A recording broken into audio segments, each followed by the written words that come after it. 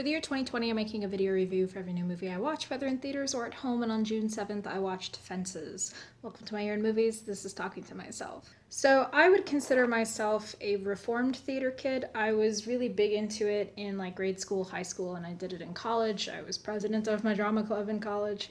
But since graduating, I've kind of not necessarily fallen out of love with it, but it's not really my thing anymore. But I got to watch the film version of August Wilson's play Fences. I knew nothing about it. I knew it was Denzel Washington and Viola Davis, and I was on board with that. But Fences is based on an August Wilson play that came out in 1985, and it was stuck in development limbo for a really long time because Wilson required that the film have a black director. And so it hung out in limbo for a really long time until Denzel Washington, who played the lead character in the 2010 revival, took up the mantle and directed the movie himself. So Fences primarily focuses on the Maxon family, Troy, Rose, and their son, Corey. Troy is a 53-year-old garbage man. He was really good at baseball. He had gone to prison earlier in his life, and he learned how to play baseball there, and so he played in the black leagues of baseball. But by the time baseball was integrated, he wasn't able to play. And because he wasn't able to get into the major leagues after that had been integrated, he became a garbage man. And it's, respectable work. He does a good job with it, but he wants more from his life. And in some ways, he does get more. He becomes the first black garbage truck driver, and he excels in that regard. But life is hard. It's really hard. They live in Pittsburgh. It explores the tension that arises within their family as they're trying to cope with all of this. So for the film version of this, Denzel Washington actually managed to reunite most of the 2010 revival cast with a couple of exceptions. And what follows is a movie that you can definitely tell is based on a play, because the cadence of film screenplays is so different from stage play writing. You can tell it's written for stage because character entrances are very smooth and very fluid, because we have to keep this going seamlessly until the end of Act 1. And that's the case here, is it just seamlessly continues. And you can also tell in the way it's shot and the locations they choose, because the play for the most part takes place at the Maxon household, but it throws in a couple of other locations because it is a film we should probably show something else in the meantime. But the strength of the play comes through in the storytelling and dialogue.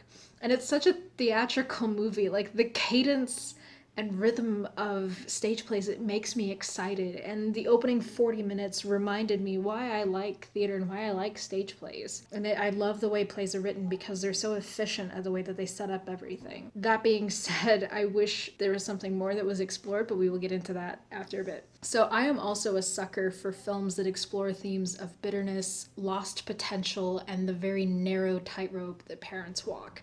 It helps me explore my own fears of growing up, and because I worry that I'll try to live vicariously through my children, or I'll be too hard on my children, or I'll try to be my children's best friend and not their parent. And this was it was comforting in a way to dig into this familial conflict. It was what I needed to hear and what I needed to see. This story also brilliantly explores the idea of responsibility and the almost resentment that festers as a result. Troy has a conversation with his son who wants to know why his father doesn't like him.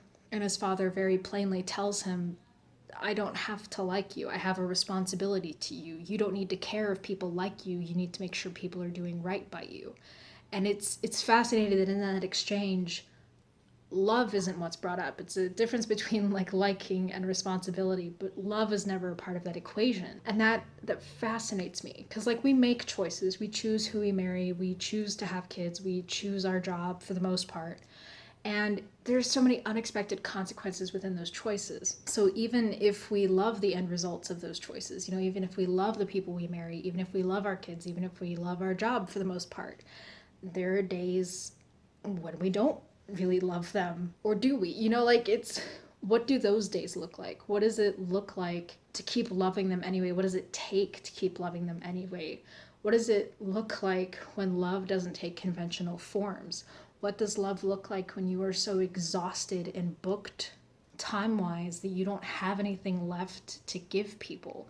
Like, and what did love look like almost 70 years ago? What does love look like when your energy is spent? And I am obsessed with stories that explore that explore non-conventional expressions of love and just the impact that it can have. This is such a rich and deep look at that because Rose loves Troy, and that hurts her so much. The things that she does for him hurts her so much because it takes so much out of her, but she's committed to him, and that responsibility angle comes back in, and it just it's so good. It's so good. I'm already getting worked up, and I have a much bigger point that I want to get to. But in order to discuss the whole breadth of my thoughts, it's necessary I spoil both the movie and the play. So if you haven't seen it, I highly recommend experiencing it knowing nothing. I believe it's available to rent on most platforms.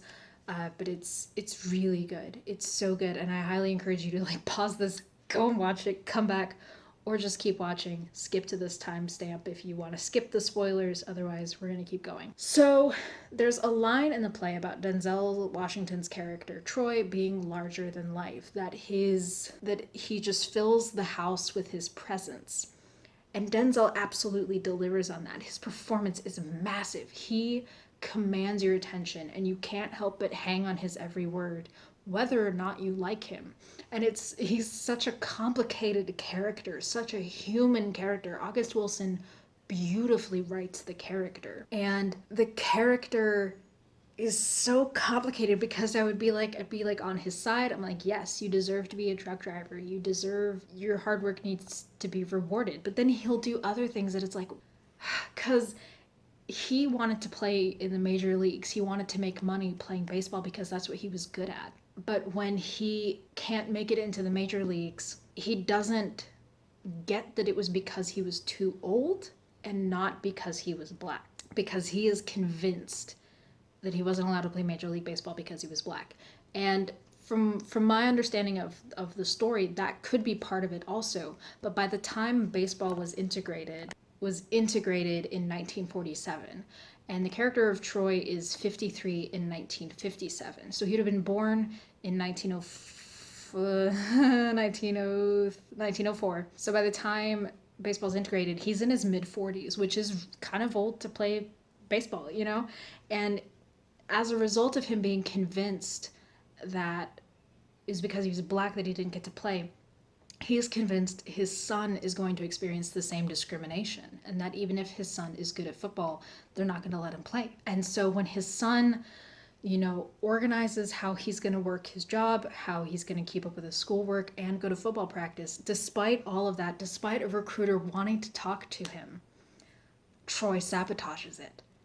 And he sets it up so that his son won't get to play football for college. And it's like, you need to learn a skill, you need to have something that they will pay you to do. And, that he makes so many choices that he thinks is going to protect people, but ends up hurting people as a result. And about 4/5 of the way through the film, Troy has a heart attack and dies. Those last scenes without him feel so empty, and I found myself getting angry because I felt robbed. I was like, I need to know more about him. We're learning so much about his character. You can't just take him away like that and expect the rest of the play to feel the way that it's felt so far. But there was so much left unsaid. There's so much going on in his character, and he just gets ripped away. And so initially I didn't like that choice at all. But then it occurred to me that is exactly how the characters feel. That is exactly how I'm supposed to feel in that situation. The characters don't get to reconcile how they felt about him to his face. Rose has to deal with the fallout of Troy's affair herself. She doesn't get to deal with him and this conflict anymore. They have to work together for 6 years after his affair and the fallout from that. But she doesn't get to resolve anything with him. And so similarly with Corey, their son, he doesn't get to resolve his path in life that his father basically shoved him into. His sudden vacancy leaves exactly the gap it's supposed to. The house is empty. The house is vacant without Troy in it. And that's such a beautiful, it's so incredible. I love it so much. And like the story is beautiful on its own. And then the cast just fills the edges and just breathes life into all of this. Viola Davis, of course, is miraculous. She portrays a very tightly controlled, but no less impressive range of emotions. You see her carry so many hurts close to her chest because Rose, like Troy, has to maintain the house. And that means she isn't allowed to express how she feels.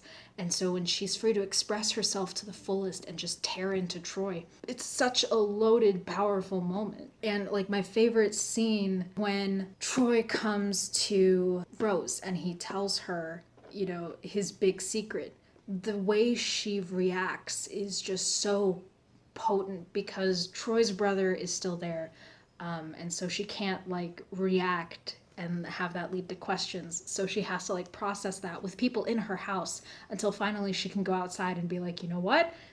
We're having it out right now. Denzel Washington, as mentioned, he totally delivers on what Troy has to be as a character. He's larger than life. He is complex. He is infuriating but endearing, and he is just immaculate. I loved his performance so much. And the supporting cast is also immaculate. Stephen McKinley Henderson as Jim Bono is endearing. He presents almost a good foil for Troy in a lot of ways. Bono is someone who, at least from what we see and what I can kind of understand from his character, he's largely content with what he has. And so there are moments where he ends up serving as a moral compass, but also kind of an enabler. It's a weird line that he kind of walks, but Stephen McKinley Henderson is very good at playing the character, and he does a great job. Russell Hornsby plays Troy's older son Lyons from a previous marriage, and he is charming, someone of whom I would have wanted to see more. You know, he could easily have a whole story about him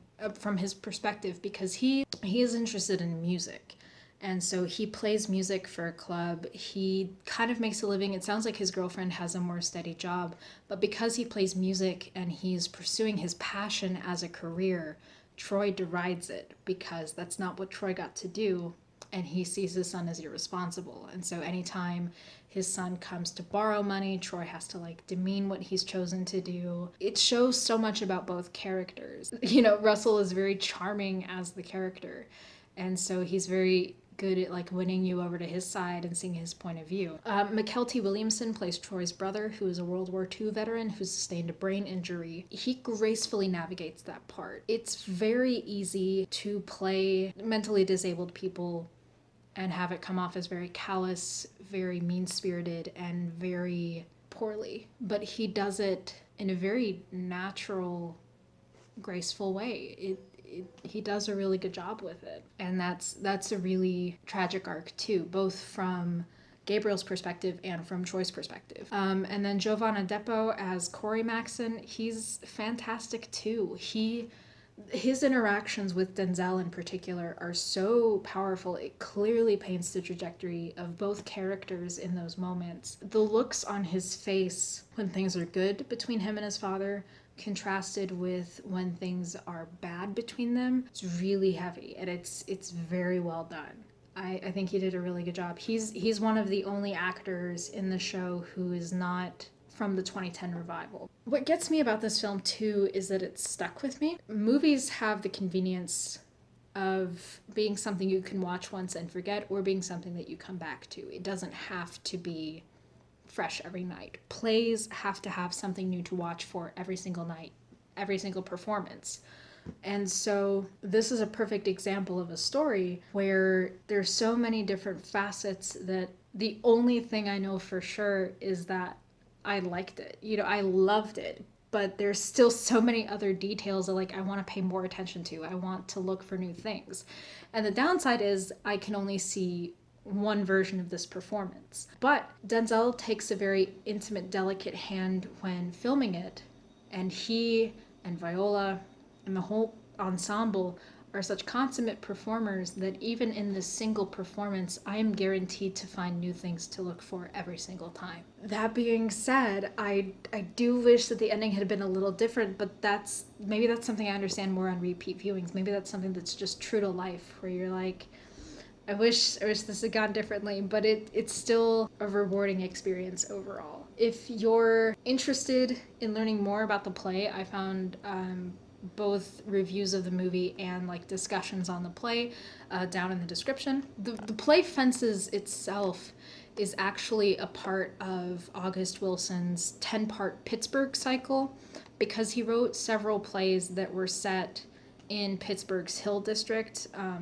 And they focus on the Black experience in the 20th century. And so each play is set in like a different decade, and they each offer a different way to look at the Black American experience. And I know for sure I'm gonna try to track down every single one of those plays and read it, because I want to see the full cycle. I'm so curious about the full cycle, and like if this one play is just so rich and deep, like I'm guaranteed like 9 more stories that are that good too, you know? And so I'm gonna check those out.